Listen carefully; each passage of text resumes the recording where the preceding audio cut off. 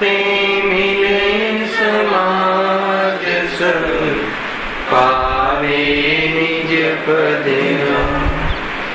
जे निज भाव सदा सुखन निज नो करो प्रकाश जे बम विधि भव दुख करे छे सत्तान।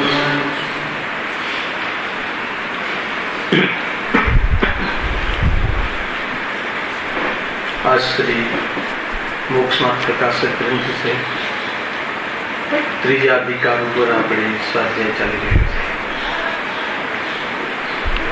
આજનો દિવસ એક પ્રકારથી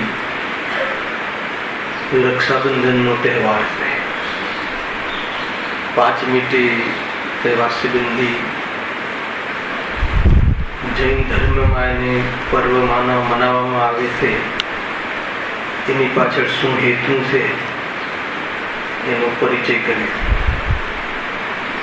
બધાને ખ્યાલ જ હશે, છતાં પણ આપણે આ પ્રસંગે એ ઘટનાને, એ મહાન મુનિવરો ઉપર થયેલા ઉપસર્ગનો અભાવ થવો, દૂર થવો, એવી ચર્ચાઓ 5-7 મિનિટ કરીશું। એક પ્રગતિ રક્ષાબંધન, બંધન નામનો શબ્દ છે। બંધન તહેવારના નામમાં જ એક બંધન નામનો શબ્દ છે। તો રક્ષાનો ભાવ એ બંધ ભાવ છે। અધ્યાત્મ ખરેખર ન્યારું છે। મારવાનો ભાવ તો બંધ ભાવ છે એ સમજમાં આવે છે, પણ બચાવવાનો ભાવ પણ બંધ ભાવ છે। કેમ કે મારવાનો ભાવ એ તો પાપ બંધ છે અને રક્ષા કરવાનો ભાવ એ પુણ્ય બંધ છે। બંનેમાંથી એકે અબંધ ભાવ નથી। બરાબર? છતાં પણ જે આ રક્ષાના ભાવ આવ્યા વગર રહેતા નથી। ધર્મની રક્ષા આદિ ઘણા પરિણામ આવતા હોય છે જીવને। આ મૂળ ખોટો યાદ રાખીને કંઈ પણ ચર્ચા કરીએ તો કોઈ પ્રોબ્લેમ નથી। કોઈ કોઈની રક્ષા કરી શકતો નથી એ મૂળ, છતાં જીવને રાગવશ રક્ષાનો ભાવ આવે પણ બંધ ભાવ છે।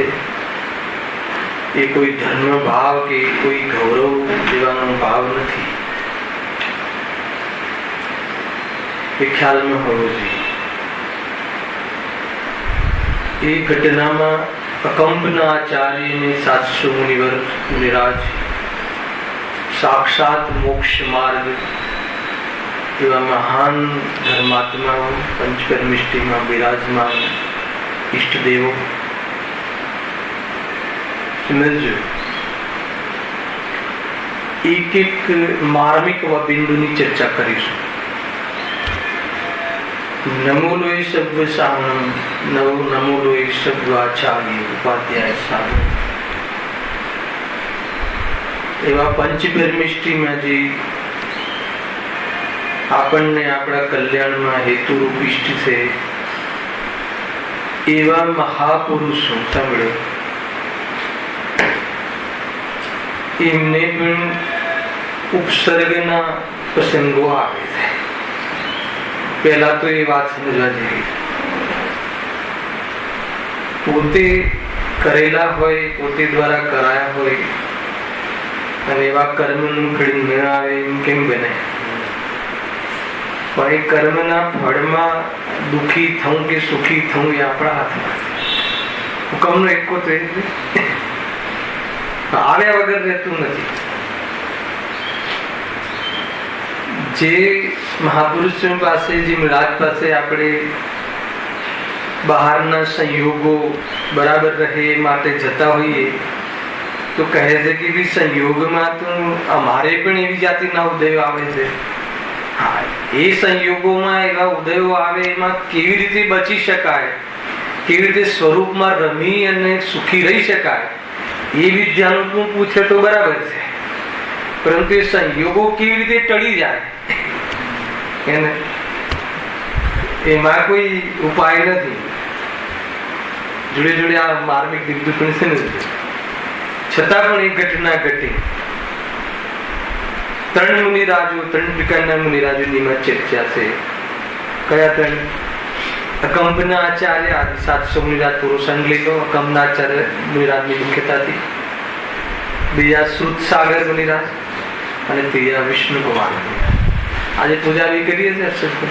વિષ્ણુકુમાર મુનિરાજ ની કરી કેમ કરી અને વિષ્ણુકુમાર મુનિરાજ ની ના કરી?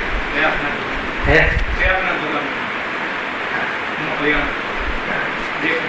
એક અલગથી બી પૂજા છે વિષ્ણુકુમાર, વિષ્ણુ મુનિરાજ. વિષ્ણુકુમાર મુનિરાજ ની પૂજાનો નિષેધ થોડી છે. મુનિરાજોની પૂજા સંબંધિત અષ્ટદ્રવ્યથી પૂજા, પૂજન પંચપરમેશ્વરીની કરી શકાય, એની ના નથી. પણ જે દ્રષ્ટિથી આપણે વિષ્ણુકુમાર મુનિરાજની પૂજા કરીએ છીએ એ ભૂલ છે. સાંભળજો, એ આ વાક્ય મેં કહ્યું, હવે એનો તોડ આવશે. વાક્ય શું કહ્યું?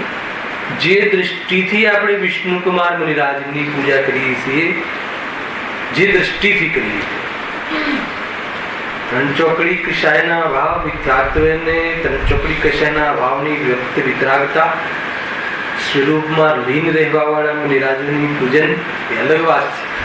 પણ જે દ્રષ્ટિકોણથી પૂજા કરીએ છીએ, આપણી અંદરની જે મનોવૃત્તિ છે એના પ્રદર્શન થાય છે. 3 પ્રકારના મુનિરાજ કયા? અકંપના આચાર્ય, સુતસાગર મુનિરાજ અને વિષ્ણુકુમાર મુનિરાજ. શું થયું? વાત ઉજ્જૈન થી ચાલુ થાય છે અને હસ્તિનાપુરમાં ઉપસર્ગ આવે છે. ધ્યાન રાખજો, પૂરી વાર્તા અહીંયા નહીં કહું, આપણી પાસે પણ નથી, સામાન્ય એનું ટચ હોવું જોઈએ. ઉજ્જૈન નગરીમાં અમને રાજનો સંઘ પધારે છે, તો ત્યાંના જે શ્રીવર્મા અને જે બલિ આદિના મંત્રીઓ એમના દર્શન કરવા આવે છે. રાજને ખ્યાલ હોય છે એમ તે જીવોના વ્યક્તિત્વનો, તો તમામ સંઘને મૌન રહેવાનો આદેશ આપે છે આચાર્ય કંપની. તો ત્યાં આ લોકો આવે છે, દર્શન કરવા આવે છે, પૂજન આદિ નમસ્કાર આદિ કરે છે, પણ બધા મૌનમાં હોય છે. એટલી બધી ક્યારે દર્શનમાં કરીને વળતી વખતે નિંદા કરતા હોય છે. કેવા છે જૈન ધર્મના મુનિરાજ, નમસ્કાર કરીએ છીએ પણ કોઈ આશીર્વાદ નહીં, આ નહીં, કાંઈ નહીં, કઈ નહીં, તેમ એવી જાતિનો અલગ અલગ પ્રકારની ટીકા ટિપ્પણી કરતા હોય. અને સુતસાગર મુનિરાજ એ વખતે સંઘમાંથી કદાચ આહારમાં કે કોઈ ઘટનામાં બહાર ગયા હશે, તો આવતા હોય છે. તો આ વાત સાંભળે છે. ત્યાં મુનિરાજે આદેશ આપેલું નથી કે વાદ વિવાદ કરવાનું નથી, પણ એ વખતે મુનિરાજે એબ્સન્ટ હશે કે જે પણ સામાન્ય સમજી લો. તો અહીંયા ટીકા ટિપ્પણીમાં વાદ વિવાદમાં ઉતરી જાય છે અને બલિના પૂર્વ ભાવના ભાવને બધી ચર્ચા કરે છે. તો મોડો પરાસ્ત થઈ જાય છે. નમોલો સર્વસાહુનમાં ઉપાધ્યાયની પદવી ધરાવનાર સુતના સાગર, સુતના ધણી મુનિરાજને થોડો એવી જાતિના પરિણામોમાં શું આવી ગયું? અતિચાર આવી ગયો, દોષ થઈ ગયો. વાદ વિવાદમાં ઉતરવાની પરમિશન નથી હોતી. જ્યાં ક્લેશ પેદા થાય છે છતાં પણ અતિચાર આવી ગયો. અનાચાર નથી, એવો અપરાધ નથી. મુનિ જીવનમાં આવવા વાળો એક અતિચાર રૂપ દોષ છે, અનાચાર નથી. કેટલો ખ્યાલ? દોષ કહ્યો ત્યાં આપણને શું લાગે? વાદ વિવાદમાં આપણે મુનિરાજ જીતી ગયા. કોમ્પિટિશન નો જમાનો છે ને, આપણને કોમ્પિટિશન દેખાય છે બધી જગ્યાએ.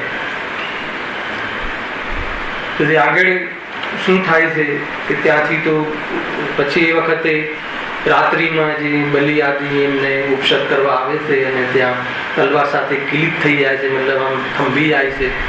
તો બધાને ખ્યાલ આવે છે, તો રાજા એને દેશ નિકાલ કરી દે છે. એ મંત્રી, ચારે મંત્રીઓ જાય છે હસ્તિનાપુર. ત્યાંના જે રાજા હોય છે એમાં ત્યાં બહુ ઈમાનદારીથી કામ કરીને મન જીતી લે છે, અને એકાદ વરદાન, રાજાઓ ઉદાર હોય પહેલા તો માગતે આપો, એક વરદાન આપી દેશે. તો એ વખતે કહે છે બલિ કે હાલ મારે કોઈ જરૂર નથી, ટાઈમ આવે તે મારી પાસે આ વરદાનનું ફળ માંગીશ. એટલે સમાપ્ત થઈ વાત. આખી બહુ સ્ટોરી નથી, માં જતા નથી આગળ. પછી ત્યાં શું થાય છે કે આ મુનિરાજનું સિંહ હસ્તિનાપુર પહોંચે છે. બલિને એમ થાય છે કે હવે આપણો દાવ આવ્યો છે. તો બલિ શું કરે છે કે એ રાજ્ય 7 દિવસ માટે માગી લે છે. વરદાનથી બંધાયેલું છે એટલે રાજ્ય કેવું આખું રાજ્ય આપી દેવું ગજબ છે, જે પણ હશે સિસ્ટમ. અને એ વખતે જ્યારે 7 દિવસ જબરજસ્ત ઉપસર્ગ કરે છે, આજુબાજુ ઘઉંના જે વાવી દે છે કે મુનિરાજ ઘાસમાંથી પસાર ન થાય એવી જાતિની એમ જબરજસ્ત ઉપસર્ગ કરે છે. આવી જાતિની ઘટના થાય છે, બરાબર છે. અગ્નિ સપેટાવે છે, આ બાજુ ધુવાળા કરે છે, પરેશાની કરી નાખે. રાજા બંધાયેલો છે વચનથી, અને આ બાજુ મુનિરાજને તો કોઈ ઉપસર્ગ છે જ નહીં. હાલા ઉપસર્ગ તો આપણી અપેક્ષા એ કહ્યો, મુનિરાજ તો ઉપસર્ગ તો આત્મામાં આવી શકતો જ નથી. તો અકંપના આચાર્ય દેવ અને કંપન વગર, થળ જરા પણ વિચલિત થયા વગર જ્ઞાન ધ્યાનમાં લીન રહે છે, પૂરેપૂરો સંગ. આપણને એમ લાગે કે કેવી જાતિની તકલીફ, મુનિરાજ કે કઈ તકલીફ એને ઉપરથી સ્વરૂપમાં જવાના પુરુષાર્થની બાહ્ય અનુકૂળતા નથી, ઉપસર્ગમાં આવી જાતિનું ચિંતન. આ બધા મર્મ લેજો તમે ઘટનાઓ. ઉદય તો આવ્યો, ઉદય તો કર્મનો જે હતો ઉદય આવ્યો, પણ ઉદય ઉદયમાં છે, આત્મામાં એનો ઉદય છે નહીં. અને આત્મા કર્મના પ્રસંગમાં અનુદય રૂપ છે.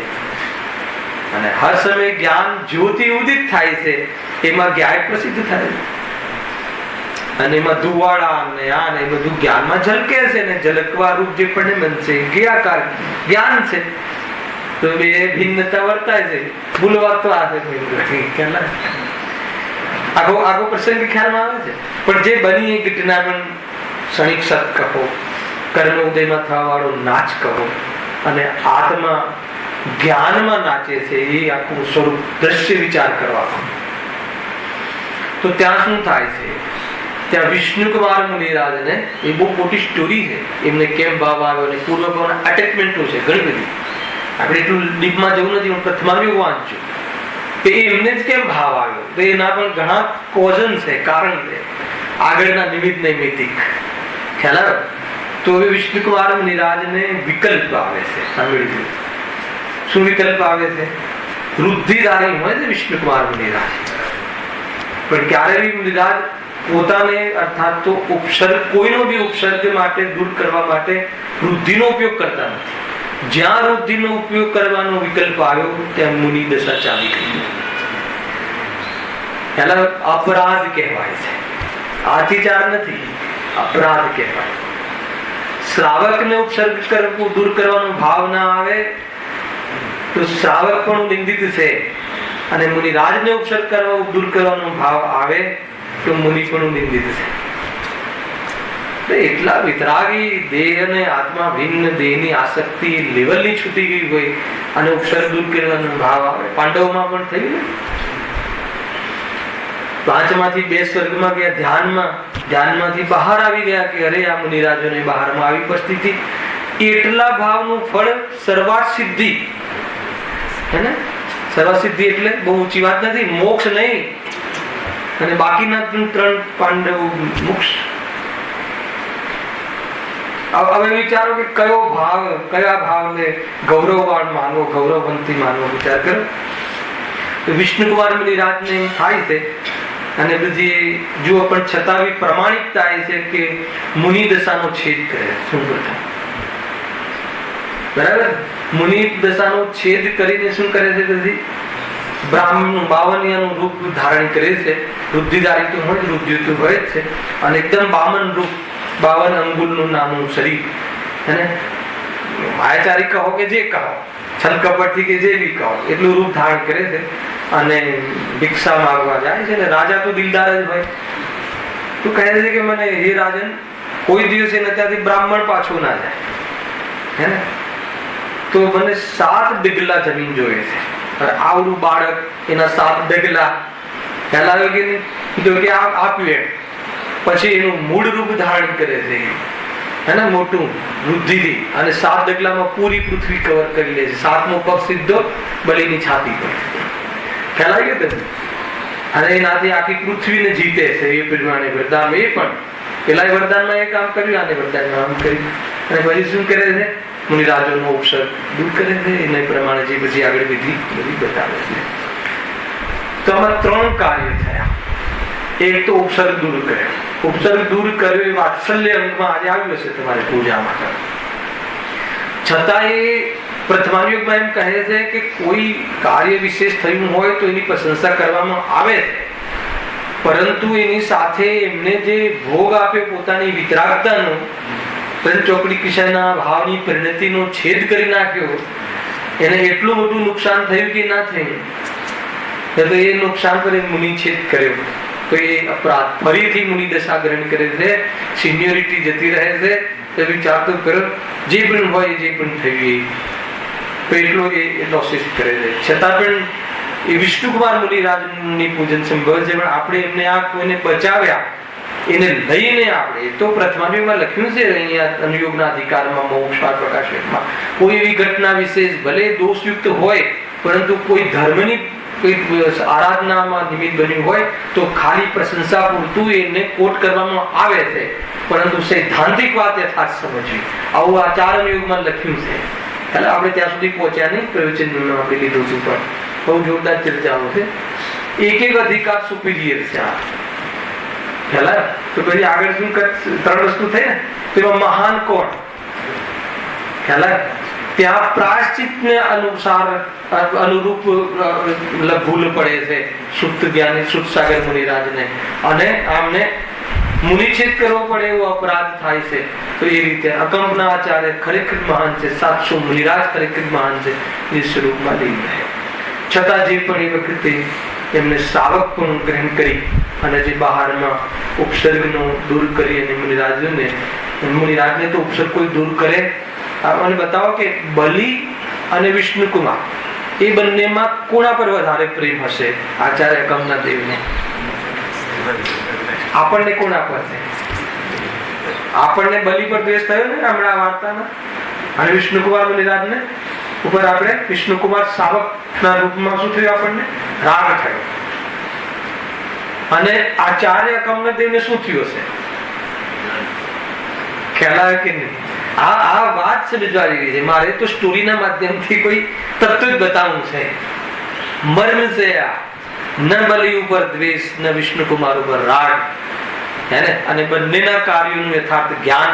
છતાં એ જ્ઞાન તો ગાયકનું છે. પ્રભુ અમે તો આ ચાલ્યા, આપણે તો સ્વરૂપમાં રમવા વાળા મહારાજા છીએ. અમારે બહારની પરિસ્થિતિ સાથે કોઈ સંબંધ નથી. તમે વિચાર તો કરો શું પકડ છે આ. રક્ષાબંધનના દિવસે આ ઘટનાને આપણે હંમેશા યાદ કરીએ છીએ. મુનિરાજના એ મહાન કાર્યને બિરદાવીએ છીએ. આપણે આપણા પરિણામને પ્રેરિત કરીએ છીએ કે કુલ મળીને તો કશાયનો અભાવ કરવો એ જ સુખનું કારણ છે. સ્વરૂપમાં રહેવું એ જ વાસ્તવમાં પુરુષાર્થ છે. 2 વાત આવી ને, નાસ્તિ અસ્તિ. એ સિવાય બીજો કોઈ ઉપાય સુખી થવાનો છે નહીં. કોઈને બચાવવાનો ભાવ આવે એ બચાવવાનો ભાવ એ રક્ષા, અને જોડે એનું નામ બંધન. એ રક્ષા પણ એક બંધનનો ભાવ છે. એટલે કોઈ આત્માનો કોઈ ગૌરવવંતો ભાવ હોય એવું સ્વરૂપ નથી. આટલી ચર્ચા થઈ. હવે જે વર્તમાનની જે પરિસ્થિતિ છે, થોડી 2 મિનિટની પણ ચર્ચા કરી દીધી કે પૂરા જૈન શાસનમાં, જૈન શાસ્ત્રોમાં કોઈ બેન ભાઈને રાખડી બાંધે રક્ષાબંધનમાં, એવી જાતિની કોઈ પણ ક્રિયા આપણા જૈન શાસ્ત્રોમાં નથી લખી. એનું જ્ઞાન કરાવવું. એટલે જે પ્રથા ચાલે છે, આ પ્રથા ક્યાંથી આવી? હિન્દુ સમાજથી આવી. અને આપણે સમાજમાં સમાજવાદી છીએ ને, સમાજ સંગઠન આપણી અંદરમાં મનોવૃત્તિ છે ને, એટલે આપણે કોઈ બી સમાજની કોઈ બી પ્રથા તરત જ એક્સેપ્ટ કરી અને એ પ્રમાણે આપણે તાબડતોબ. જુઓ, નવરાત્રી ઘૂસી ગઈ આપણામાં, હોય કોઈ દિવસ ખ્યાલ આવે કે એ 9 દિવસો આપણે ત્યાં એટલું એ બધી નવરાત્રી નહીં બધું આપણે ત્યાં છે જ નહીં. થવા લાગે ને ગરબા આદિ, વિચાર કરો થઈ ને ઉદયપુરમાં પ્રસંગ ઉજવાઈ ગયો નવરાત્રી 2 વાર. દોષ આવી ગયો ને નવીનભાઈ છે આપણે ત્યાં જૈન ધર્મમાં તો પ્રથાઓ ઘૂસતી જાય છે, કુરીતિ ઘૂસતી જાય છે જીવને, મતલબ કે બહારના સંબંધો લોક વ્યવહારને નિભાવવા માટેની બુદ્ધિથી જે બહારની લૌકિક પ્રથાઓ આપણે ધર્મના નામે ધાર્મિક પ્રવૃત્તિમાં ઘુસાડવા જેવું મોટો અપરાધ આપણે કરી રહ્યા છીએ. આપણે એક સમજવા જેવા બિંદુ છે, પ્રસંગવશ આપણને આ વાત ખ્યાલમાં આવવી જોઈએ. જે આપણે આજે રાખડી બાંધવાનો જે પ્રસંગ જે છે એ આપણા જૈન શાસ્ત્રોમાં રક્ષાબંધન નામના પર્વમાં એનો ક્યાંય ઉલ્લેખ નથી. બ્રાહ્મણ સમાજ લોકમાં એ 5-25 રૂપિયાના લોભ માટે એને પહેલા ફૂંદા બાંધી જતા અને જે આપવા લેવાનો વ્યવહાર કે વાણિયાઓ વેપારી હતા તો એની પાસે ધન મળે તો એ પ્રમાણે નહીં હતા. તો જીવે એને એ પ્રકારથી આ સ્વરૂપ આપી દીધું અને એ સ્વરૂપ એટલે એ પ્રથા એટલે સુધી વકરી કે છેલ્લે એ ફૂંદા એને ભગવાનની જે વેદી હોય ને એના ખંભા પર બંધાવા લાગી. દોષ છે, સમજો તું સ્વયં તારાથી રક્ષિત છે, કોઈ દરેક પદાર્થ સુરક્ષિત છે.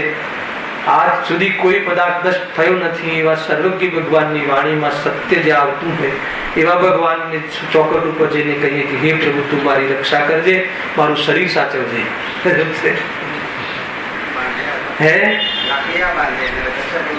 હા, તો એટલો મોટો દોષ પ્રભુ આપણી રક્ષા કરી શકે છે, પણ શાનાથી કરી શકે છે? તત્વ જ્ઞાન જે આપ્યું ને એ તત્વ જ્ઞાનના અનુસાર જીવન જીવવાથી આપણી રક્ષા થઈ શકે. એ રીતે આખો આ કન્સેપ્ટ છે. હવે ઓછું થઈ ગયું, પહેલા ઘણું હતું, બધું ઘણું બધું આવશે 10 લક્ષણમાં ધૂપ ભૂપ બધું જે ચાલે છે ખરેખર સ્વરૂપ જ નથી. ક્યાંથી એની શું સ્ટોરી છે ને ક્યાંથી આવીને કેવી રીતે ઘૂસ્યું અને એનું શું સ્વરૂપ છે જીવ કાંઈ વિચારતો જ નથી. બસ અરે ઇવન માની લો કે સાચા દેવશાસ્ત્ર ગુરુની સામે હું નમું છું તો શું કામ નમું છું એ ખબર નથી. એવી સ્થૂલ વાતોની ભૂલ છે, એવી વાતો પણ આપણે ચર્ચામાં લેશું. ઘણું બધું કન્સેપ્ટ, ઘણી બધી અંદરની પર્યાય દ્રવ્ય ભાવમાં ભાવ છે એટલું તો સાંભળી લીધું, પણ હું કેમ નમું છું એને આજે પણ ખબર નથી. અને જ્ઞાન તો ખુલેલું છે એટલે જ્ઞાન તો એક વિષય બનાવી લે છે, પરંતુ એ જ્ઞાન સમ્યક કેમ થતું નથી? એ જ્ઞાન ભેદ વિજ્ઞાનમાં કેમ પરિણમતું નથી? એ જ્ઞાન શાંતિના દર્શન કરાવવામાં કેમ નિમિત્ત બનતું નથી? એવી બધી ચર્ચાઓ અપેક્ષિત છે. જ્યાં જ્યાં જરૂર પડશે એના ખુલાસા આપણે વિસ્તારથી કરીશું.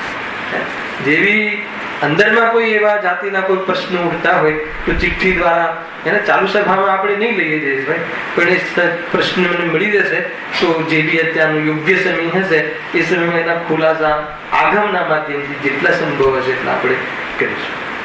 બહુ જરૂરી છે.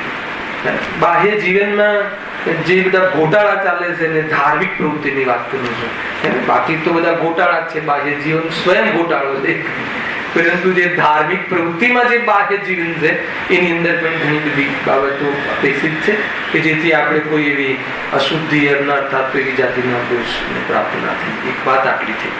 બીજું શું છે કે ધર્મ ક્ષેત્રની અંદર પણ ધીરે ધીરે આ એટલું પનપ્યું તો એક તો એ થયું અને બીજું રક્ષા પોટલીના નામે એક પ્રથા ચાલુ થઈ. મૂળ આપણે ત્યાં નથી, સીતામઢ પક્ષમાં અને ત્યાંથી આપણે લેવામાં ચૂકતા નથી એ વાત જુદી છે. એને 2-5 આપણે પણ મંગાવી લઈએ, એને બહુ સુંદર બનાવેલી હોય છે અને હાથ ઉપર શોભેવી કરી અને જોડે રક્ષા પણ થાય. ખ્યાલ આવ્યો કે નહીં? આટલું બધું મિથ્યાત્વ ને આટલું બધું એક દોરાનો મતલબ કે એક ધાગો એ તારી રક્ષા કરી લે. ખરેખર તો મંત્ર ભણે ને તો તારી રક્ષા થાય. એ મંત્ર કયો છે? હું ભગવાન આત્મા છું એ મંત્ર છે. હું ગાયક છું એ મંત્ર છે. અને એ મંત્રનું રટન, એ મંત્રની પ્રતીતિ, એ મંત્રની સમજ, એ મંત્રની મંત્રણા અને એ જ માત્ર જીવને પોતાના રાગ દ્વેષ અને કર્મબંધથી રક્ષા કરાવી શકે છે. બાકી કોઈ બીજો કોઈ મંત્ર છે નહીં.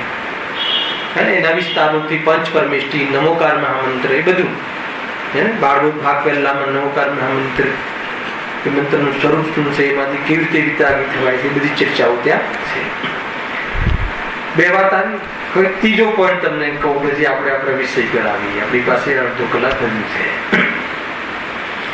કે કોઈને એમ થતું હશે કે જે વિધાન આદિ જે આપણા અનુષ્ઠાન છે, ધર્માનુષ્ઠાન છે, એ વિધાનમાં એક રક્ષા સૂત્ર બાંધવાનું પદ્ધતિ છે.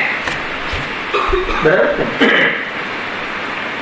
નથી બાંધી આશું હજી બાંધે છે ને આપણે. કોઈ વિધાનની રચના હોય તો એક રક્ષા સૂત્ર નું નામ રક્ષા સૂત્ર છે.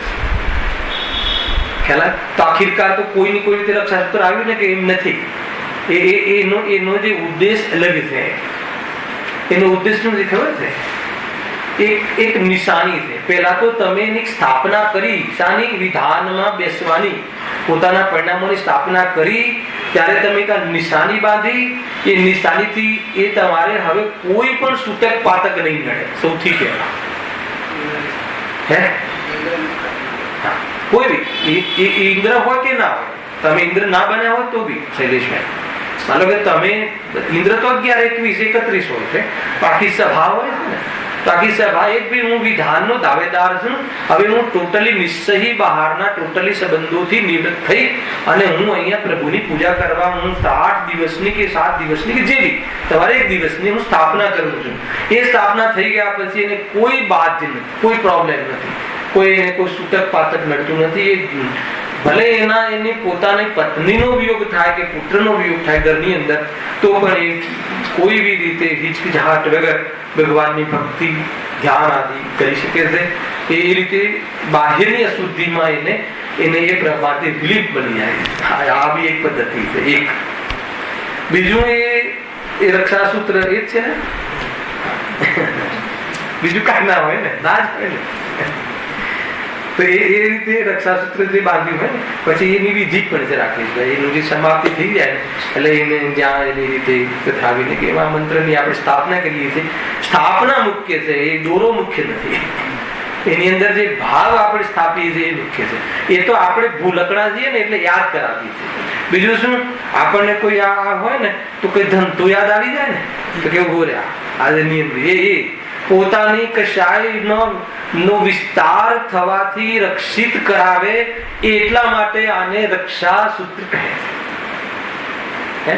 આપણે કેમ કે તો 12 બરાબર આસક્ત હોઈએ ધંધા વેપારમાં અને કે આજે તો આમ હતું ને કોઈ પાર્ટી નહીં ભાઈ તે નિયમ કરે છે યાદ કર.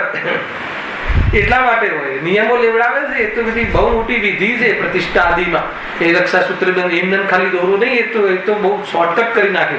પરંતુ એ નિયમો બોલાવડાવે છે એક જીનવાણી સમક્ષ આમ સામે રાખીને કે મારે આ નિયમ છે, હું બ્રહ્મચર્યથી રહીશ, હું આ રીતે રહીશ, હું મતલબ કે કોઈ પણ જાતનું અભક્ષ ભોજન નહીં કરીશ આટલા દિવસ, ક્યારે નહીં કરું પણ આટલા દિવસ તો વિકલ્પથી પણ નિવૃત્ત થઈ જઈશ. તો એ રીતે પછી કાંઈ બી થોડુંક અંદરમાં વિચલિત થાય માણસ તો એને એક ભગવાનની સામે કેમ કે આ પ્રતિમા જોડે જોડે લઈને ના ફરાય પણ એમના સમક્ષ એમની સાક્ષીમાં કોઈ નિયમ મેં લીધો છે એ યાદ રહે એટલા માટે એને અને પોતાના નિયમની રક્ષા થાય એ અર્થે એ સૂત્ર બાંધવામાં આવે છે. આનું નામ છે રક્ષા સૂત્ર.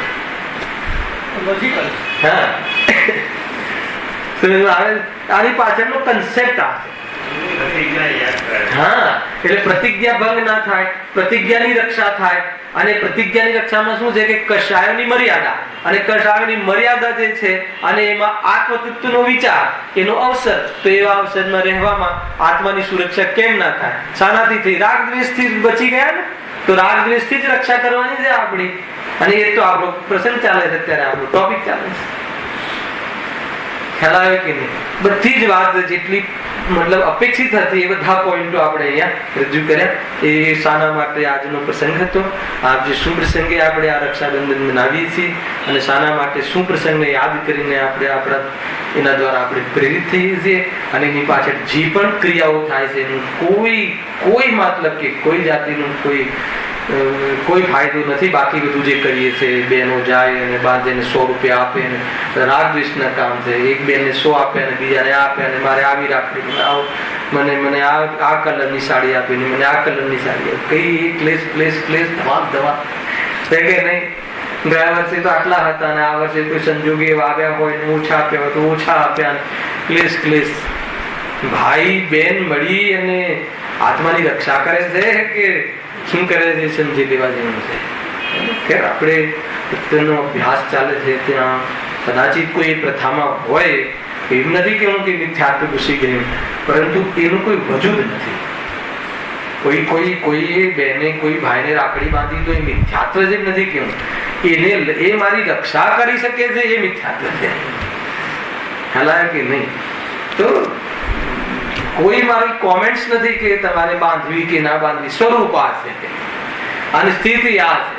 બરાબર ને? તું એ રીતે છે અને કોઈ દમ નથી. અરે એ બાને તમે મતલબ કે આ પ્રવૃત્તિ છોડીને ભાઈ બહેન ભેગા થાવ. ભલે એક પ્રકારથી એ ઘરની અંદર કુટુંબ ભાવનામાં જે સ્ત્રી તત્વહીન છે એવું ખ્યાલ હોવાથી ભાઈઓ એ સંબંધીની શીલની રક્ષા એને બાહ્યમાં કોઈ એ સંબંધી પ્રોટેક્ટ કરવાનું તો એ તો સામાન્ય વસ્તુ છે, હોય છે. એ તો એ પ્રકારથી જે રાજાઓ પણ એ વખતે ગામની કન્યાઓ માતા બહેનો એની રક્ષા માટે જે કરતા હતા. તો એ તો આખી અલગ વાત થઈ ગઈ. તો એ તો છે જ, પરંતુ એમાં કોઈ રાખડી અને પૈસાનો વ્યવહાર ને એવું બધું કાંઈ છે નહીં. ખ્યાલ આવે કે નહીં? અને કોઈ ઝઘડો નથી કરાવતો ને કે તમે આ તો તમે ઝઘડો કરાવશો ઘેરજીને આવશે તે. આજે કોઈ ભાઈઓ આવ્યા હોય ને નહીં ભાઈ અનિલભાઈ છે કે નહીં આવ્યા હશે ભાઈઓ એટલે નથી સારા આવ્યા કે બેન જાય શું થાય જાય કે આવે તો બે એડજસ્ટમેન્ટ ચાલે. તમે આવી જાઓ તો અમે આવી જઈએ એક ભેગા. પણ એવું પણ એક પ્રોગ્રામ કરી શકાય છે કે ભેગા થઈને કોઈ 1-8 કલાક સ્વાધ્યાય બધા ભેગા થઈને કોઈ મંદિરમાં એકાદ પૂજન. તો કોઈ બી રીતે કોઈ બી પ્રસંગનો અંત અહીં આવવો જોઈએ. કોઈ પ્રસંગનો એક આખિરકાર નિષ્કર્ષ આ જીવ આ સંસારમાંથી છૂટવામાં નિમિત્ત બનવું જોઈએ. આપણે આત્માર્થીઓને સાધર્મીઓને આ જ પ્રસંગ હોય. લૌકિક પ્રસંગમાં પણ ધાર્મિક પ્રસંગ ઘુસાડવા, ધાર્મિક પ્રસંગમાં લૌકિક નહીં ઘુસાડવા. લૌકિક પ્રસંગો હોય ગ્રસ્ત જીવનમાં ત્યાં પણ ધાર્મિક પ્રસંગો ઘુસાડવાની પ્રથા તો છે. જીન દર્શન, લગ્નમાં જીન દર્શન કરાવો. લગ્ન છે તો પહેલા એને એક વિધાન કરાવો. દીકરી જઈ રહી છે તો પહેલા એને એક પૂજન આદિ કેવી રીતે થાય એનું જ્ઞાન કરાવો. એના માટે વિદ્વાનને બોલાવો, એના માટે એક વિધાન કરાવો અને એના માટે આવું શીખવાડો. દીકરી જઈ રહી છે અહીંયાથી આ સંસ્કાર લઈને જાય, જૈનત્વના સંસ્કાર લઈને જાય, સાચા દેવશાસ્ત્ર ગુરુની મહિમા હૃદયમાં લઈને જાય. આવે આટલી બધી વાતો છે. વાત સમાજની લાગે છે કે ધર્મની લાગે છે? સમાજમાં પણ બધા જીવો છે અને એ જીવો પણ ધર્મને પામવા માટે આતુર છે. તો સામાજિક ક્રિયાઓમાં પણ કેવી રીતે ધાર્મિક ક્રિયાઓને ત્યાં સ્થાન આપી અને પણ એવી જાતિની કુરીતિથી બચી શકાય છે અને સમાજમાં પણ કેવી રીતે એકબીજાના વચ્ચે અર્થાત કુટુંબ વચ્ચે બધા કુટુંબીઓ વચ્ચે શાંતિની સ્થાપના થઈ છે. આખિરકાર આ આપણું મોટો છે, આ આપણું એમ છે, આ આપણું ધ્યેય. બરાબર છે? તો આ રીતે આ પ્રાસંગિક આપણે સમજવું. અને અહીંયા આપણે જે પ્રસંગ ચાલે છે એક જ પ્રસંગ છે. કયો પ્રસંગ છે? કસાય મટાડવાનો, દુઃખ દૂર કરવાનો, દુઃખના કારણોને નષ્ટ કરવાનો. બીજો કોઈ પ્રસંગ હોતો નથી. આપણે તો એક જ પ્રોગ્રામ છે. કયો પ્રોગ્રામ છે? નાસ્તિકથી કહીએ, જનરલ વચ્ચે કહીએ તો મોહ રાગ દ્વેષનો અભાવ કરવાનો અને પોતાના માટે સમજીએ તો સ્વરૂપમાં રમવાનો. સ્વરૂપમાં રમે એને કસાય પેદા થાય નહીં અને કસાય પેદા ના થાય તો કર્મ આવે નહીં. કર્મ આવે નહીં તો ચાર ગતિની પરિસ્થિતિ બને નહીં અને પરિસ્થિતિ બને નહીં તો જીવ સદાકાળ નિર્વાહ થઈને સુખી રહે. બસ આ સિવાય બીજું કોઈ પણ પ્રકારે કાંઈ કોઈ ચાન્સ નથી. બસ એક જ વાત છે. બરાબર શું? હમ બહુ દિવસે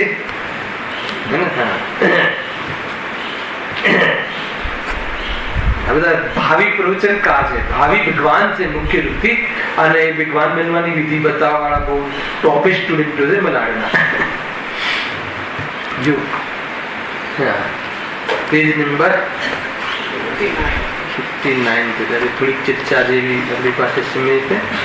વેદનીય કર્મની આપણે ચર્ચા કરી હતી કે વેદનીય કર્મ પેજ નંબર 59 ના ઉદયથી દુઃખ સુખના કારણનો સંયોગ થાય છે એની ચર્ચા થઈ હતી. કઈ જગ્યાએ આવે છે એના ફળ? 3 જગ્યાએ આવે છે. 3 પ્રકારે એના ફળની ચર્ચા કરી હતી. મૂળ તો એનો એક તો શરીરમાં જો લખ્યું છે તેમાં કોઈ તો શરીરમાં જ એવી અવસ્થાઓ થાય છે એના ઉદયથી. બીજું ક્યાં એનું કામ છે? કોઈ શરીરની અવસ્થાને નિમિત્તભૂત બાહ્ય સંયોગો થાય છે. શરીરની અવસ્થા, કઈ અવસ્થા એ પછી જોઈએ છે, આગળ આવેલું છે. તથા કોઈ બાહ્ય વસ્તુઓનો સંયોગ થાય છે. 3 પ્રકારે વેદનીય કર્મનું ફળ જીવને સંયોગમાં પ્રાપ્ત થાય છે. એક તો જે જન્મથી મરણ સુધીનું જે શરીર પ્રાપ્ય છે એ શરીરની અંદર એ શરીરની અંદર કોઈ અનેક પ્રકારની એવી જાતિની અવસ્થાઓ થવી શરીરની, રોગી નિરોગી આદિની, એ તો એમાં ફળ આપે છે. અને બીજું એ રોગી નિરોગીમાં નિમિત્ત બને એવી બાહ્ય પરિસ્થિતિઓ ઉભી કરવામાં નિમિત્ત બને છે. અને ત્રીજું કે એક જીવનમાં પુત્ર આદિ બહારમાં સંયોગોની પ્રાપ્તિમાં એક પ્રકારથી એ જાતિનું નિમિત્ત બને છે. હવે આગળ વાંચીએ છીએ, બહુ વિષય હવે આગળ બહુ ગંભીર વિષય જો. એમાં 2 ભેદ કર્યા, અસાતા અને સાતા. ત્યાં અસાતા વેદની કર્મના ઉદયથી શરીરમાં ભૂખ, તરસ, ઉચ્છવાસ, પીડા અને રોગાદી થાય છે. એને આ કોની વિશેષતાઓ છે? ભૂખ કોને લાગે? તરસ કોને લાગે? ભૂખ રૂપી પોઝિશન શામાં થાય? શરીરમાં. અને લાગે કોને? ખ્યાલ એ લાગે શબ્દમાં મગજ મારી છે. ભૂખમાં જે જઠાર અગ્નિ પેદા થવી એ ભૂખ, જઠરમાં એવી અગ્નિ પેદા થવી એક સુધા, એ ભૂખ. બરાબર છે. તરસ તો એ તો શરીરનો ગુણ છે, એ તો શરીરનો ધર્મ છે. ક્ષુધા શરીરનો ધર્મ છે, આત્માનો નહીં. બરાબર છે. પણ એ શરીરના સંયોગમાં જે આત્મા છે, અર્થાત તો જે આત્માના સંયોગમાં શરીર છે, એ શરીરમાં આવી પોઝિશનો પેદા થવી, અને એમાં કોણ નિમિત્ત છે? વેદની કર્મ. કયું વેદની? અસાતા. બરાબર છે. તો અસાતા વેદની ભૂખ એ જીવનમાં પ્રતિકૂળતા, ભૂખ એ સંસારી જીવો માટે શું છે? પરેશાનીની વાત છે. અને એવી પરેશાની થાય એવી શરીરમાં પોઝિશન ઉભી કરવી, બરાબર, એ વેદનીય કર્મનું કામ છે. બરાબર. જમવાનું મોડું થયું એટલે ભૂખ બહુ લાગી, નાના કે તારે વેદનીય કર્મનો ઉદય છે. અસાતા વેદનીય કર્મનો એટલે શું થાય? બરાબર ને? ધ્યાન રાખજે. હવે ત્યાં પાછું ભોજન આદિ મેળવું, એમાં પણ વેદનીય કર્મનો રૂલ છે. એ મળી જાય તો સુખી થઈ જાય, અને ન મળે તો દુઃખી થઈ જાય. એની સાથે સંબંધ નથી. સુખ દુઃખ નો સંબંધ મોહ સાથે. ખ્યાલ આવે કે નહીં? ધ્યાન રાખજો. પણ એવું પરિસ્થિતિ ઉભી કરવી એ વેદનીય કર્મનું કાર્ય છે. આટલો ખ્યાલ આવે? અસાતા. જો શરીરની અંદર એટલું સમજો. પછી બીજું શું? પછી શરીરની અનિષ્ટ અવસ્થાને નિમિત્તભૂત, અનિષ્ટ અવસ્થા એટલે વિપરીત, એક સામાન્ય જીવન હોય કે એવી શરીર આદિમાં કોઈ રોગ આદિ પ્રવેશ ના કરે, પણ એની અનિષ્ટ અવસ્થામાં હેલ્પ કરે. શું હેલ્પ? કોણ હેલ્પ કરે? હવા, પાણી, પ્રકાશ, ભોજન, બહારનું વાતાવરણ, એ બધું છે ને, એ રીતે જુઓ એ લખ્યું છે. નિમિત્તભૂત બાહ્ય અતિ ટાઢ, તાપ, પવન, આ બધા દ્વારા બેક્ટેરિયા પ્રવેશ કરે ને. એક તો શરીરમાં ઘણી વખત શરીરમાં જીવ જન્મથી જ કઈ ને કઈ ફોલ્ટ લઈને આવે, એવું પણ હોય. વાલમાં કે આ કે તે કે જેવી ઘણા જીવોને એવું હોય છે કે શરીરમાં જન્મથી જ કઈ ને કઈ, ઘણી વાર કિડની ને આ ને ડાઉન તે બધું, અને પછી એને અનુકૂળતા થાય કિડની બગડવામાં, એવી જાતિના બહારમાં વાતાવરણ મળે, એવી જાતિના ભોજન મળે, એવી જાતિનું બહારમાં સપોર્ટ મળે, એ રીતે યોગ મળે. એ 2 વસ્તુ થયું. હવે ત્રીજી વસ્તુ, તથા બાહ્ય શત્રુ કુપુત્ર આદિ વા કુવર્ણ આદિ સહિત પૂતગલ સ્કંદોનો સંયોગ થાય. આ ત્રીજી વસ્તુ. ત્રીજી વસ્તુમાં સાથે શરીરને સંબંધ નથી. એવી જાતિનું મકાન, દુકાન, એવી જાતિની એરિયા મળે, એવી જાતિનું ખ્યાલ આવે કે નહીં? પુત્ર મિત્ર કેવા મળે એમ, કેવા કેવા કુપુત્ર લખ્યું છે. કોઈ પુત્ર શું કે કુ હોય વાત તો ત્યાં ઉભી છે. પુત્ર તો પુત્ર જ હોય ને, તો એમાં કુપુત્ર ખ્યાલ આવે કે નહીં? તો જો કોઈ વ્યક્તિ ને આપણે તેનો જન્મદિવસ મનાવીએ છીએ અને બધું જ કરીએ છીએ ને, પણ એ શાના માટે આવ્યો છે એ ખબર છે? તમારા ઘરમાં તમને શાના માટે આવ્યો છે, શાના માટે આ રિલેશન થયા છે ખબર છે? એ કયું ઋણ ચૂકવવા આવ્યો છે ખબર છે? ઘણા બધા છે ને, બધા દાખલા મળે છે લૌકિકમાં. એ વખતે મેં છેક ચોથા કાલનો એક દાખલો આપ્યો હતો. શ્રી પેલા આપણે સૈનિક રાજાનો કર્ણિક પુત્ર આવ્યો હતો ને એ વખતે ગયા પહેલા કોઈ અલગ અવસરમાં. અને અત્યારે વર્તમાનના એવા કેટલાય દાખલાઓ છે, કેટલાય દાખલાઓ છે. એક વખત કોઈ પેપરમાં એવો જોરદાર લેખ આવેલો, કોઈ કાપડની મિલનું શેઠનું નામ ભૂલી ગયું, વેલ નામ છે. તો જેમ કે કોઈ બી મિલ લઈ લો ત્યાં અમદાવાદમાં, તો એનું આખું મતલબ કે દર કોઈ વીકમાં એકવાર એનો લેખ કન્ટિન્યુટી આવતો હતો. બહુ વૈરાગ્યનું પ્રસંગ કે એની માતા લખે છે કે આ દીકરા માટે મેં શું કાર્ય નથી કર્યું, આ દીકરાની પ્રાપ્તિ માટે દરેકની ચોકટ ઉપર મેં નમસ્કાર કર્યા છે.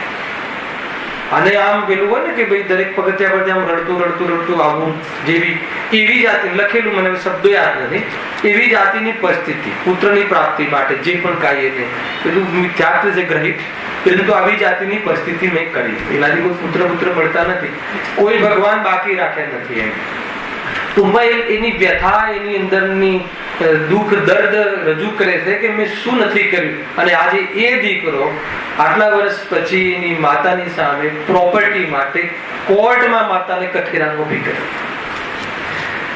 હવે એ શાના માટે આવ્યો છે ખ્યાલ આવ્યો કે નહીં? પુત્રની ખબર છે આપણને. તો આ બધી પરિસ્થિતિઓ આપણને તેમ કે મોટો કરીએ ને આપણી સેવા કરશે ને આપણને બસ કે પુણ્યનો ઉદય થયો છે, પુત્રી તો જતી રહે, પુત્ર તો આપણને અંતિમ શ્વાસ સુધી તો કે એની અનુકૂળતા તો કે પુત્ર મળી જવાથી તારા એ મનોરથ પૂરા થશે એમ નથી. અને એ પુત્ર તને અસાતામાં નિમિત્ત બનવાનો છે કે સાતામાં? અત્યારે પુત્રનો કોઈ રોલ નથી, એ તારા અસાતાનો રોલ છે. સાતાનો ઉદય હોય તો પડોશીનો પુત્ર સેવા કરે, અને અસાતાનો ઉદય હોય તો પોતાનો પુત્ર ઘરમાં મૂકી આવે, નાખી આવે. મૂકી આવે નહીં, મૂકી આવે તો સારો શબ્દ છે. મૂકવા જાય તો કમસે ખબર પૂછે, નાખી આવે એટલે કે આ ટળ્યું, પછી ભાઈ પૂછતા જ નહીં. છેલ્લા દિવસે સમાજને સારું લાગે, ચૂપચાપ વેનમાં ઘેર લાવી દેજો, એક પ્રસંગ કરી દઈશું.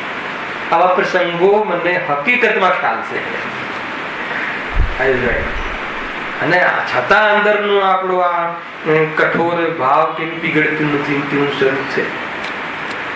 અહીંયા તો આગળ તો સાતાના ઉદયમાં દુઃખની સિદ્ધિ કરવી છે. આ તો અસાતાના ઉદયની વાત છે. આમાં તો બધાને ખબર છે કે એમાં દુઃખના સિદ્ધિ ખ્યાલ આવે કે નહીં? જો કોઈ બી જે મિત્ર ને આ બધું થઈ ગયું, શું સામા બનવાનું છે? અસાતા આપણે શું વિચારીએ છીએ મહેન્દ્રભાઈ કે આ વ્યક્તિએ કર્યું. આપણે એક વાર બી એમ નથી વિચારતા, કર્મની વર્થી નથી વિચારતા. ઉપાદાન તો પછીની વાત છે કે અરે મારું કોઈ એવું કર્મ છે એટલે મને આને આવા વિચારો આવવા અને મારા કાર્યોમાં ભંગ પડવો ને મને આ જાતિની પરિસ્થિતિમાં ઊભી કરવામાં નિમિત્ત બનવું, એ ખરેખર કારણ કોણ છે? ખરેખર કારણ કોણ? કર્મ. અહીંયા કર્મની વાત કે મેં એવું કર્મ બાંધ્યું છે ને. બાકી આજે એવી જાતિના પાપ કરવા વાળા અને એવી જાતિના મતલબ કે અયસીમાં રહેવા વાળા અને એવા નેતાઓનો કોઈ વાળ વાંકો કરી શકતું નથી. કેમ કે એનું જો પૂર્વનું પુણ્ય ખૂટ્યું નથી, એનો ઉદય છે ને ત્યાં સુધી એને કોઈ વાળ વાંકો નથી કરી શકતો. ધ્યાન રાખજો. એટલે બહારની ચીજ તો ક્યાં નડી એને, અને આપણને ક્યાં નડી બહારની ચીજ? આપણે તો આપણે કોઈ કરીએ ખ્યાલ તો એ રીતે. તો આ સાતા કર્મ બંધાયું કેમ? પછી એ દિશામાં વિચારવા કેવી રીતે? તો કે તું સ્વરૂપમાં ન રહ્યો એટલે છેલ્લે સ્ટેશન આવશે. એ તો લેશું સમ્યક દર્શન આદિમાં આ કર્મમાં તો એવી જોરદાર ભેદ જ્ઞાનની વિધિ બતાવી છે કે આપણને એમ લાગે કે શું વાત છે. આવે છે આ બધું કર્મના નાચ છે ભાઈ. દેહાદી મિલવું ને એનું જતું રહેવું ને બધું એમ. ઘણી વાર મને એક કન્સેપ્ટ આજે વિકલ્પમાં આવ્યો કે આપણે ઘણી વાર આવું બોલીએ છીએ ને કે ભાઈ આ બધું તારું નથી, આ તો કર્મના ઉદયથી મળ્યું છે, આ તો જતું રહેવાનું છે, હે ને, ચલો ઠીક છે, પણ તારું આયુષ્ય સમાપ્ત થઈ જશે પછી ક્યાં તું તારું થવાનું છે. તો એક વખત મને એવો પ્રશ્ન પૂછવામાં આવ્યો કે ચલો કઈ વાંધો નહીં, તમે કહો છો એટલી એ પક્ષ તો આપણે માન્ય રાખીએ કે આયુષ્ય સમાપ્ત થઈ જશે. સાંભળજો બરાબર, જીવની મનોવૃત્તિ કેવો કુતર્ક કરે કે આયુષ્ય સમાપ્ત થઈ જાય પછી આ બધું જતું રહેશે અને નહીં આવે ને એ તો બરાબર છે, પણ જ્યાં સુધી આયુષ્ય છે ત્યાં સુધીનું કઈ ઉપાય બતાવો, ત્યાં સુધી તો બરાબર છે ને. એને મેં બહુ એવો સરસ જવાબ આપેલો એ વખતે હું તમને અહીંયા કહું કે ભાઈ આયુષ્ય સમાપ્ત થઈ જતા ક્યાં તારી સાથે આવે છે એ કહેવા પાછળનો ઉદ્દેશ એ છે કે એ તારું અત્યારે હોવા છતાં તારું નથી. એટલે તું એ બાજુ અભ્યાસ કર કે હોવા છતાં તને એની જરૂર ના પડે એ બાજુની દિશામાં પુરુષાર્થ કર. હલાવ્યો કે નહીં? આખો કન્સેપ્ટ ખ્યાલમાં આવે ને. એને મેં આ જવાબ સભામાં આપેલો, કઈ ક્યાં ખ્યાલ નથી. મારી વાત એક વાત તો તારી વાત સાચી છે કે તમે અત્યારથી અમને એ શરીર નહીં રહે તે આગની વાત, ત્યારે શરીર છે ત્યાં સુધી તેને ખવડાવવું, પીવડાવવું, કપડા પહેરાવવા, આ તે રોગ એ બધું છે કે નહીં? તો કહે છે કે તને એક પ્રમાણ આપવામાં આવે છે કે જો તારું હોત તો તારી સાથે આવે. એનો અર્થ કે તારું હાલ નથી કે તું જતો રહીશ એટલે તારું નથી. આપણે જતા રહેશું એ વખતે આપણું નથી કે હાલ મારું નથી. જો એ મારું હોત તો મારી સાથે આવત, એ ન્યાય એ બતાવું છે કે હાલ તારું નથી. એટલે હાલ એ તારું નથી તો એ તરફ શું કરવું જોઈએ? એના વગર આપણે રહી શકીએ છીએ એવી જાતિનો અભ્યાસ, એવી જાતિનું વેદ વિજ્ઞાન, એના વગર આત્મા શાશ્વત છે એની દ્રષ્ટિ, અને એના વગર મતલબ કે ચૈતન્યમાં કોઈ ખોટ નથી આવતું એવા સ્વભાવનું સ્વાગત. આ રીતે અગર જો સ્વરૂપમાં જવાનું તું એ બાજુ એ દિશામાં એકવાર વિચાર કરી લેજે તો શું થશે? તો કે આવા પ્રસંગો નહીં આવે. કેવા? મળવું અને જવું, શરીર મળવું અને ન મળવું એવા પ્રસંગો નહીં આવે, અને તું સદાકાળ અશરીરી થઈ જઈશ. આ છે આવે છે કે નહીં? ગઈકાલે રાત્રિમાં ચર્ચા કરી હતી ઘરમાં, એક અલગ આ ટાઈપની વેદજ્ઞાનની વાતો છે ને સમજવાથી. જેમ કે આપણે એમ વિચાર કરીએ કે ખરેખર પંજાબી હવે સ્વાધ્યાયથી એક સ્ટેપ આગળ હવે અભ્યાસની જરૂર છે. આપણે સ્વાધ્યાયનો ઉપયોગ એટલો વ્યસ્ત કરી દઈએ છીએ ને કે બધી આ ગાથા તે ગાથા આ ગાથા. તો અભ્યાસ એટલે એ સંબંધી પોતાના પર એપ્રોચ કરવા સંબંધી વિચાર જે છે ને એનો સ્પેસ નથી રહેતો. આપણી સાથે આ તકલીફ છે. સ્વાધ્યાયમાં દેખાઈએ છે બધું વર્તથી એ આપણા પર એપ્રોચ. તો એકવાર તમે વિચારો, ગઈકાલે થોડું સારું કર્યો હતો કે ભાઈ ઠીક છે કે હું મતલબ કે કોઈ બી આ કીડી મરી ગઈ, આ મરી ગઈ, હું બધા આ કોઈ વ્યક્તિ ગયો તો આ હું પણ અહીંયાથી જઈશ ને, હું પણ જઈશ, તું ક્યાં જઈશ? અથવા જયારે જવાનું છે તમે એકવાર જવાનું છે એવું ઈમાનદારીથી વિચાર કરો, ઈમાનદારીથી, ખોટો નહીં. કે કોઈના સ્મશાન કે આત્રામાંથી જઈને આવીએ પછી તો થોડી અક્કલમાં એટલું તો ખુલે કે હા હું જવાનો છું, આ શરીરથી વિદાય લેવાનો છું. એ દિવસ પૂરતું તો આવે ને કમસે કમ. તો એ વિચાર કર્યો તો પછી વિચાર કરો કે પછી તો જયારે હું જવાનો જ છું, અહીંયા નથી જ રહેવાનો, અને એ બી નિશ્ચિત છે ક્યારે જવાનું છું. ભલે મને ખબર નથી ક્યારે જવાનું છું, પણ ક્યારે જવાનું છે નિશ્ચિત છે. અને જવા પછી એ જવાનું છે કે આ બધી ચીજો મારી નથી, તો પછી એમાં બે નિષ્કર્ષ પર આવજો તમે પ્રયોગાત્મક. કેવી રીતે? જો તમને ભય થાય તો સમજી લેવાનું કે ચિંતન ખોટું છે, અને જો તમને એ બધું વ્યર્થ લાગે હવે આ ક્રિયાઓ તો સમજી લેવાનું કે તમારો નિષ્કર્ષ વેમાર. આ એક લોજિક છે, બરાબર મહેન્દ્ર? પ્રયોગમાં મતલબ કે વિચાર તો કરે, વિચાર ભરી દઈશું હવે શું થશે, હે ને? આપણે તો કેવા ભાવો કર્યા છે બધું આવશે પાછું. હલાવે કે ક્યાં જશું ને શું કરશું ને આ થશે ને તે થશે. તો કે તને ભય કરવા માટે વેદજ્ઞાન નથી હોતું, વેદ વિજ્ઞાન ભય વટાડવા માટે. જયારે તને એમ ખ્યાલ આવ્યો, આચાર્ય તને એમ કહે છે કે આ તારું ત્રણેય કાળે અત્યંત ભાવ છે જ નહીં, સાથે આવ્યું શું કે તું એટલો પ્રેમ કરી નાખ્યો ભૂલમાં. તો હવે એના પછી હવે હું આને ફોર્સ કરું કે દીકરો આ થઈ જાય ને, આ વકીલ બની જાય ને, એન્જિનિયર બની જાય ને, મને તો હવે વ્યર્થ છે ને. હું મારા કાળે જવાનો છું, હે ને? જવાની છું નહીં, જવાનો છું. જવાની છું પાછું એક એટલે આત્મા આત્મા છે, આત્મા પૌરુષ છે, આત્મા લિંગ પુરુષ છે. આત્મા વાસ્તવમાં પુરુષનું લીધું હતું તેમ મલાડીમાં વાક્ય. જ્ઞાન અને દર્શન નું સેવન થાય એ પુરુષ કે નહીં. અને જ્ઞાન દર્શન નો ઉપયોગ સ્વરૂપમાં રમવામાં કરે પુરુષાર્થ. પુરુષાર્થ સિદ્ધિ ઉપાયમાં વ્યાખ્યા કરી. આમાં કોઈ સ્ત્રી પુરુષની વાત નથી, નપુંસક કે દેડકા કે કાગડાની વાત નથી. અહીંયા તો કાગડાનો આત્મા કે દેડકાનો શરીરમાં રહેલો આત્મા એ સ્વરૂપમાં રમવાનો પ્રયાસ કરે, જ્ઞાન દર્શનનો વેપાર યોગ્ય કરે તો કહે કે પુરુષ આત્મા છે, કાગડો નથી. આત્મા દેડકો નથી હોતી, આત્મા સ્ત્રી નથી હોતી. આવે છે કે નહીં આખું ભેદ વિજ્ઞાન.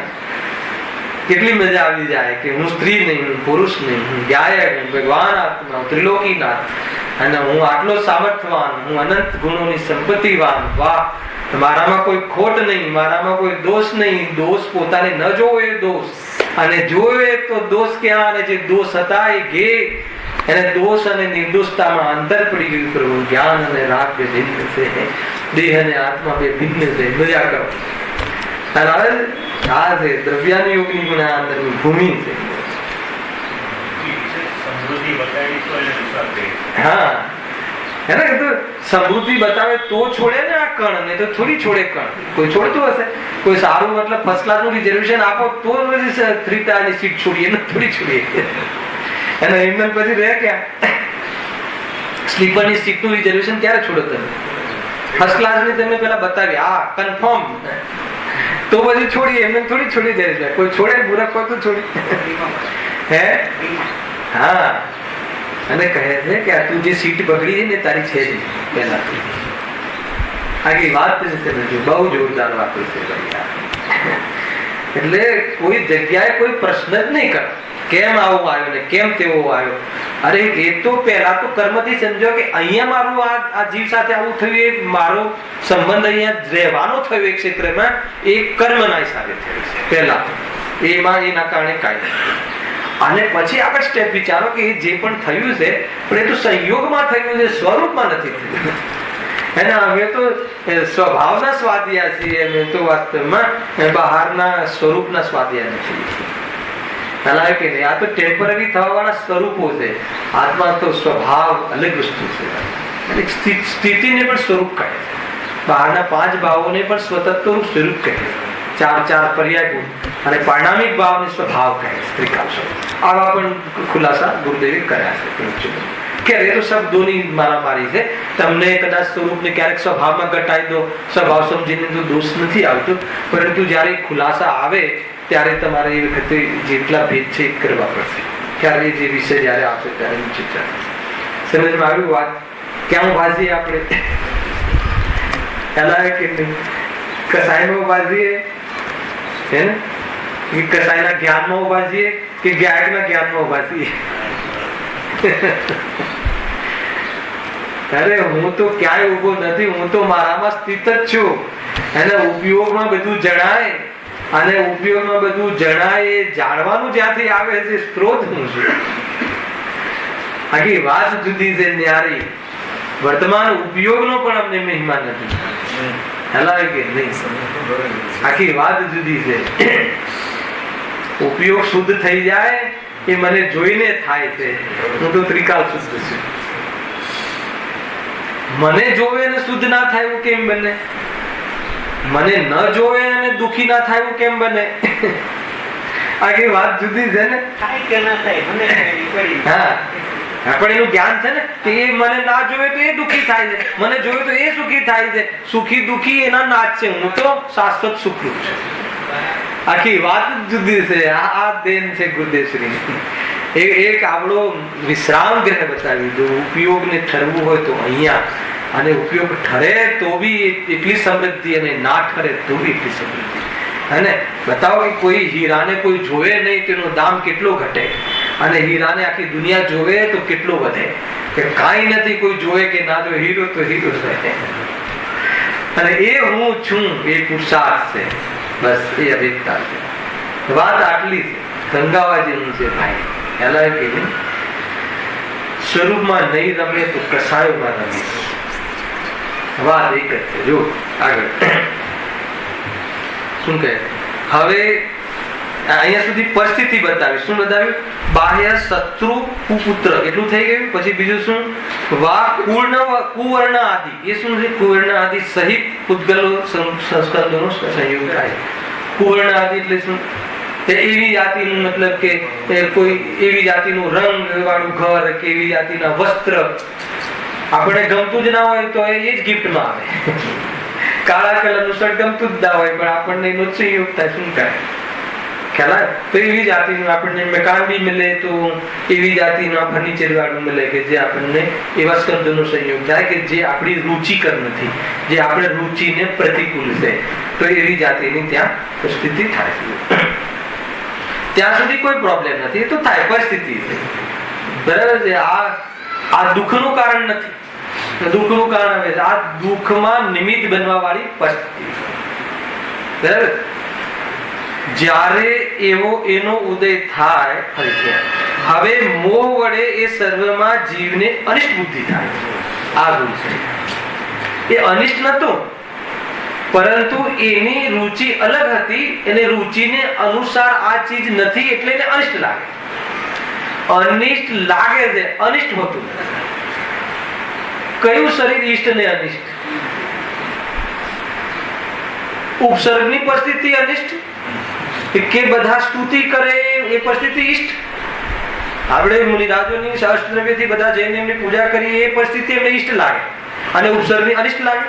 બંને પરિસ્થિતિ છે, બંને એ પદાર્થોનું પંડમેન છે. ખ્યાલ આવ્યો કે નહીં? મોહ હોય તો એ પરિસ્થિતિ અનિષ્ટ લાગે. હવે જો અનિષ્ટ લાગે પછી શું થાય? જ્યારે એનો ઉદય થાય ત્યારે, કોનો ઉદય થાય ત્યારે? અસાતામાં એવી પરિસ્થિતિનો ઉદય થાય ત્યારે મોહનો ઉદય પણ એવો જ આવે. કેવો આવે? કે જેથી પરિણામોમાં મહાવ્યાકુળ થઈને તે સર્વને દૂર કરવા ઈચ્છે. એટલું જ નિમિત્તિક ટ્યુનિંગ છે. અને આ આપણું વર્તમાન જીવન છે. બહારમાં એવી જાતિની પરિસ્થિતિ ઉભી થાય છે અને એવી પરિસ્થિતિ ઉભી થતા મોહમાં એવું થાય છે કે અસાતાના ઉદયમાં આપણને ભૂખ લાગે, અર્થાત તો બહારમાં પાણી જોઈએ અને ગંદુ પાણી મળી જાય, પીવા લાયક ના મળે એવી પરિસ્થિતિ ઉભી થાય. અને આપણે મોહમાં શું છે કે મને તો સ્વચ્છ પાણી ઈષ્ટ છે, મને આ પાણી અનિષ્ટ છે, આ પાણી પીવાથી હું મરી જઈશ. ભૂલી થઈ ગઈ. પાણી ભૂલ નથી, મલિન પાણી મળવું એ ભૂલ નથી, પણ આ પાણી પીશ તો મને રોગ ગુસ્સે અને હું દુઃખી થઈ જઈશ. એ થઈ ગયો મોહ. હવે આવા મોહના કારણે આ મોહ શું થયું? મિથ્યાત્વ. ખ્યાલ? હું કોણ? હુંમાં જ ભૂલ છે ને એની સ્થાપનામાં. અરે તું જે છે તો મરતો જ નથી, તું છે તો પાણી પીતો જ નથી. ખ્યાલ? હું છે એ પાણીના પ્યાસના ભાવને ને પાણીને જાણું છું, તો એ તો એને ખબર નથી પોતાની. એટલે આમાં શું કરે? એટલે પોતાની ખબર ના હોવાથી પરને પોતાનું માનવું અને આ પરિસ્થિતિને અનિષ્ટ માનવી એ મોહ. અને એને લઈને શું કરે છે? પછી જુઓ, મહાવ્યાકુળ થાય છે એટલા માટે એને દૂર કરવાના ઉપાય કરે છે. આ તો એક સેમ્પલ છે. આપણે 24 કલાક હર ક્ષણમાં આ કરીએ છીએ, હર ક્ષણે. અને ઉપાય આ નથી. સુખી થવાનો ઉપાય આ નથી. સુખી થવાનો ઉપાય ભ્રમ તોડવાનો છે કે ભાઈ આનાથી કાંઈ થતું નથી, હું મરતો નથી, આ આવી જાય એની સાથે મારે સંબંધ નથી. એ બાજુમાં આગળ એ દિશામાં તું વિચાર કરીશ તો કહે છે કે તું એ વખતે તાત્કાલિક વિતરાગ પરિણામમાં સુખી થઈ જઈશ અને બહારમાં એવી પરિસ્થિતિઓનો ફરી મળવાનો અવસર નહીં રહે. બધી રીતે સુખી થઈ જઈશ. બધી રીતે એટલે દ્રવ્ય કર્મ, નો કર્મ, ભાવ કર્મ ફટાફટ ગઈ. આખી સિચ્યુએશન આવી. ખ્યાલ? બહુ સુંદર વિષય છે. જો જ્યારે બે લીટી લઈ લઉં છું, એનો ઉદય થાય ત્યારે મોહનો ઉદય પણ એવો જ આવે કે જેથી પરિણામોમાં મહાવ્યાકુળ થઈને તે સર્વને દૂર કરવા ઈચ્છે. બરાબર છે આ ઉપાય. અને જ્યાં સુધી એ દૂર ન થાય ત્યાં સુધી તે દુઃખી થાય. પણ દૂર ક્યારે થાય ને ક્યારે ના થાય પછી ના ફકરામાં. પણ એ દૂર ન થાય ત્યાં સુધી દુઃખી થાય. હવે એ બધાના હોવાથી તો સર્વ દુઃખ જ માને છે. આપણે બધા શું માનીએ છીએ? હવે એ બધાના હોવાથી, આવી પરિસ્થિતિના હોવાથી આપણે બધા દુઃખ જ માનીએ છીએ. શાનાથી દુઃખ માનીએ છીએ? આવા સંયોગોથી દુઃખ માનીએ છીએ. શાનાથી દુઃખ નથી માનતા? મોહથી દુઃખ નથી માનતા. સાંભળ્યું? આમાંથી નિષ્કર્ષ શું નીકળ્યો? આપણે આવા સંયોગોથી દુઃખ માનીએ છીએ, એમાં કસાયથી દુઃખ નથી માનતા. જ્ઞાનીને આવી પરિસ્થિતિ આવે છે એ વખતે કસાયથી દુઃખ માને છે, પરિસ્થિતિથી નહીં. અને આપણે શાનાથી દુઃખ માનીએ છીએ? આવા સંયોગોથી દુઃખ માનીએ છીએ. દુઃખ તો બધા આ પોઝિશને દુઃખ જ માને છે. બહુ દુઃખી છે બિચારો, બહુ દુઃખી છે બિચારો. અને એમાં મુનિને પણ નથી છોડતો. બહુ બિચારા મુનિ બહુ દુઃખી છે. અને આટલું જોરદાર વરસાદમાં મુનિ બિચારા, અરે તને મુનિ બિચારા લાગે છે? તું સંયોગોથી જોવાની તારી દ્રષ્ટિ છે, ખ્યાલ આવે કે નહીં? ક્યાં છૂટીશ કે જે મુનિને બિચારા માને છે, જ્ઞાનીઓને બિચારા માને છે? કે આપણે અરે કસાય છે એ દુઃખી છે, કસાય જે નથી એ તો સુખી છે. બહારમાં હવે આવશે સાતાના ઉદયમાં પણ એને સુખરૂપ દુઃખનો અનુભવ કસાયના કારણે કરે છે. એ અહીંયા સિદ્ધ કરશે. એની ચર્ચા નેક્સ્ટ કરીશું. સહેજાનંદી